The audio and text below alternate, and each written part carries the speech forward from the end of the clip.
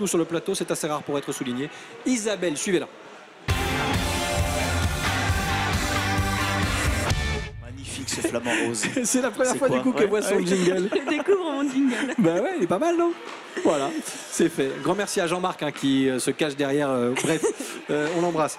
Isabelle, vous revenez du Brésil et vous allez nous parler de cette expérience forcément. Oui, donc j'étais dans la région du nord-est du Brésil. Ouais. C'est un endroit très connu pour la pratique du kitesurf. En fait, il y a du vent qui souffle toute l'année. Comme aujourd'hui.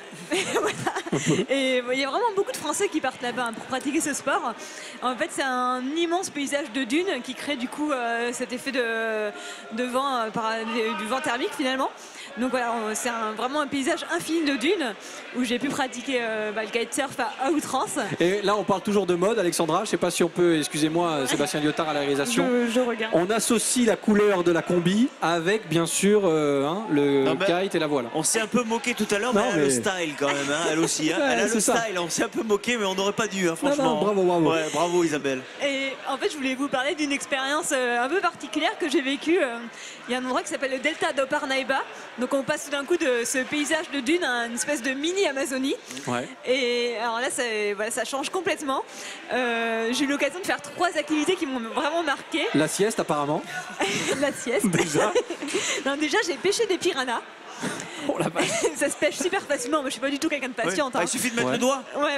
Alors, effectivement, il manquait un bout de doigt à mon guide, mais il m'a assuré que c'était autre chose.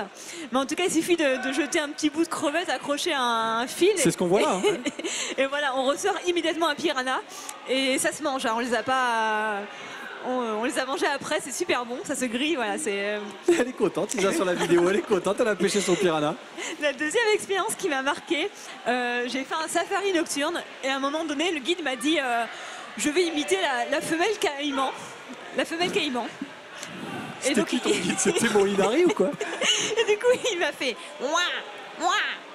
Ça, c'est un caïman, ça? Et oui, c'est le cri du caïman. D'accord. Du caïman femelle, hein. Bien sûr, mais je l'avais reconnu. Pas... Et du coup, le mâle a répondu plus loin, moi. Et là, il s'est approché avec son bateau. Et c'est lui? Paf, il a chopé le caïman, quoi. C'est lui là qu'on voit là? Et ouais. Oh la vache. Oh, les vacances d'Isabelle Fabre. Non, mais c'est unique. Il y a quel pour passer des vacances comme ça? Pas mal. Hein? Ouais, j'aime bien. C'est caïman inédit. Pas mal. Et du coup, pour finir sur une note un peu poétique, on est allé sur une petite île au soleil couchant, en fait, où tous les ibis rouges de ce grand delta viennent se poser pour passer la nuit. Ça, c'est magnifique. Cette photo, elle est incroyable. Donc, ils viennent tous sur la petite île qu'on voit là. Ouais. On peut dire que c'est l'hôtel Ibis. Ah oui, bah oui. Alexandra m'a regardé, elle a fait. Ouais. Non, elle n'a pas dit ça quand même. Si elle l'a dit. Je suis désolé. Et voilà, c'est vraiment magnifique. C'est vraiment une expérience à vivre. Il y a vraiment des milliers et des milliers d'oiseaux qui viennent au soleil couchant pour dormir sur cette île. Oh, excellent. Alors, bon, on a bien compris que c'était pas les vacances de Monsieur et Madame tout le monde. À la base, vous y êtes parti vraiment pour le kite? Oui, ouais, c'est vraiment une destination très très connue pour ça. Et j'ai rencontré plein de Français en fait. C'est la destination du moment. Si vous deviez, parce que tout le monde n'ira peut-être pas pêcher le piranha, mais si vous deviez donner 2-3 points forts du Brésil et en tout cas de la région que vous avez visitée pour les gens qui nous suivent et qui seraient intéressés, vous diriez quoi? Alors, il y a les lençóis, les fameux lençóis, qui en fait c'est une immensité de dunes et de lagunes d'eau douce qui sont dans la région du nord-est. Il y a ça qui ressemble un peu à l'Amazonie, hein, le delta de Parnaíba.